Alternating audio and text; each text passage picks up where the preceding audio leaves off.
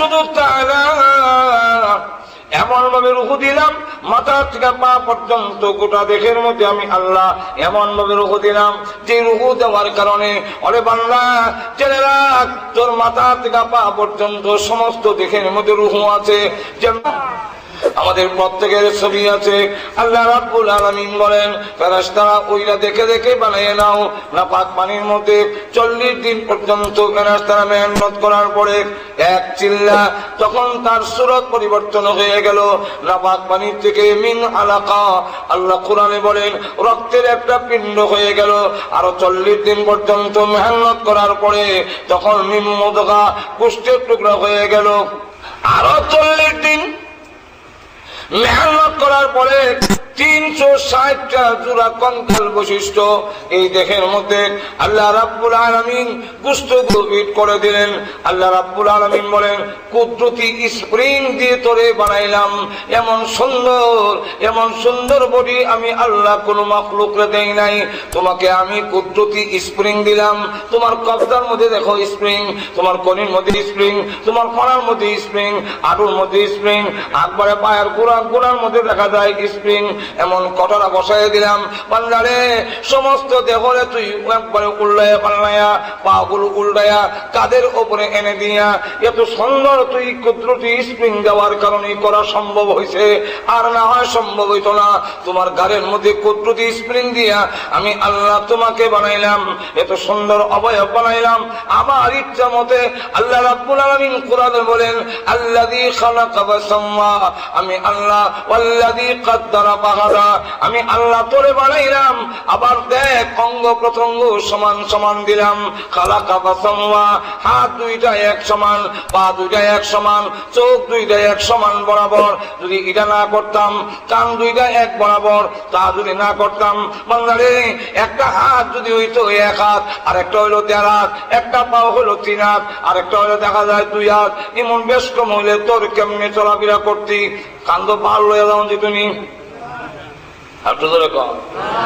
এক চোখ যদি দিতাম বলে আর একটা দিয়ে দিতাম তুতার নিচে, তাহলে কেমন হইতো?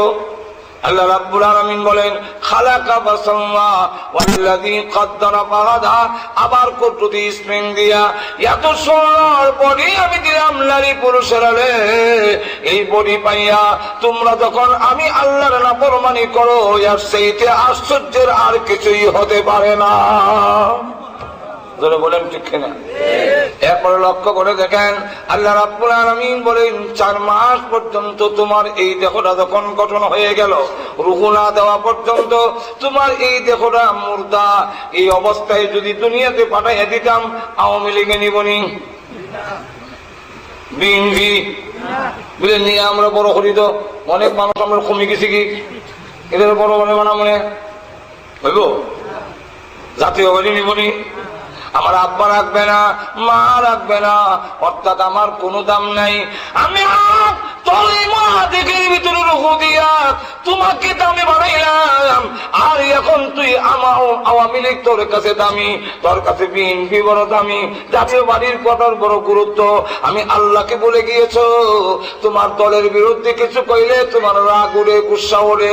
আওয়ামী লীগের বিরুদ্ধে কইলে তোমার সেট উড়ে, বিএনপির বিরুদ্ধে কইলে তুমি বিএনপি করো, এই জন্য তোমার রাগ উঠে।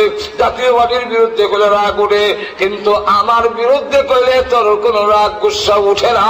অনেক নিমক হারাম জেনে রাখ, কিয়ামতের মাঠে অবশ্যই তোমার জবাব দিতে হবে। আল্লাহ রাব্বুল আলামিন বলেন রূহ তোর ভিতরে জীবন দিলাম, এই জীবনটা আবার এমন ভাবে দিলাম, কান যেইভাবে দিয়েছি, চোখ যেভাবে দিয়েছি, জিহ্বা যেইভাবে দিলাম, কিডনি যেইভাবে দিয়েছি, তোমার হাড়ের ভিতর পাল যেইভাবে দিয়েছি, রূহ এইভাবে দেই নাই। যদি দিতাম তাহলে চোখ খুলে নিয়ে যায়, কান কেটে নিয়ে যায়, জিহ্বা কেটে নিয়ে যায়, কিডনি খুলে নিয়ে যায়, তোর রূহ খুলে নিয়ে দিত, নিয়ে বুশের দলেরা ফ্রিজের মধ্যে রেখে দিত, একটার পর একটা লাগাই দিত। এটা অকেজ হলে এটা চালু হয়ে যাবে, আর তোমরা জান নিয়ে কোনো নিরাপত্তা থাকতো না। রাস্তায় বের হলে তোমাদের জান চিন্তায় হয়ে যেত। শুধু তাই না, এমন ভাবে রুহু দিলাম মাথা থেকে পা পর্যন্ত গোটা দেহের মধ্যে আমি আল্লাহ এমন ভাবে রুহু দিলাম যে রুহু দেওয়ার কারণে ওরে বান্দা জেনে রাখ তোর মাথা থেকে পা পর্যন্ত সমস্ত দেহের মধ্যে রুহু আছে। যেমনি ভাবে তোমার দেহের মধ্যে রুহু আছে ঠিক তেমনি ভাবে আরশে আজিম থেকে পৃথিবীর সমস্ত মাখলুকের মধ্যে আমি আছি। কোন রাষ্ট্রে যদি তোমাকে বলে আল্লাহ দেখা যায় না, তোরা যায় না, ছোঁয়া যায় না, স্পর্শ করা যায় না, এই জন্য আল্লাহ মানি না, তার দাঁত ভাঙ্গা জবাব দেওয়ার জন্য মুহাদ্দিস হওয়া লাগবে না, মুফাসসির হওয়া লাগবে না, তুমি বড় কিছু হইতে হবে না। তোমার ভিতর রুহু দিয়া যাতে জবাব দিতে পারো এর জন্য রুহু সেট করে দিলাম। দেখা যায় না, ধরা যায় না, ছোঁয়া যায় না। এক নাস্তিক শিক্ষক ছাত্রদের পড়ায় মোল্লাদের কথাই মানিস না, আল্লাহ বলতে কিছু নাই। আল্লাহ যদি থাকতো তাহলে আমরা ধরতে পাইতাম, স্পর্শ করতে পারতাম, দেখতাম, দেখিও না, ধরতাম পারি না, স্পর্শ করতে পারি না, তাহলে আল্লাহ কেমনে মানবি? এমনি এক ছেলে দাঁড়ায় কয়, স্যার আপনি যেটা না মুর্দা। আমি মনে করছিলাম তুই তো ক্লাসের মধ্যে বুঝি বালা, এখন তো বোঝা যায় তোর মাথার গোবর ছাড়া কিছু নাই। তুই দেখোস না আমি যে মাতি? স্যার আপনার রু আছে বলে? হ্যাঁ অবশ্যই আছে। দেখছেন? না। ধরছেন? না। স্পর্শ করতে পারছেন? বললেন না। তো দেখলেন না, ধরতে পারলেন না, স্পর্শ করতে পারলেন না, আমরাও দেখলাম না, একটু টেবিলে রাখেন না, এরপরে দেখে বিশ্বাস করেন।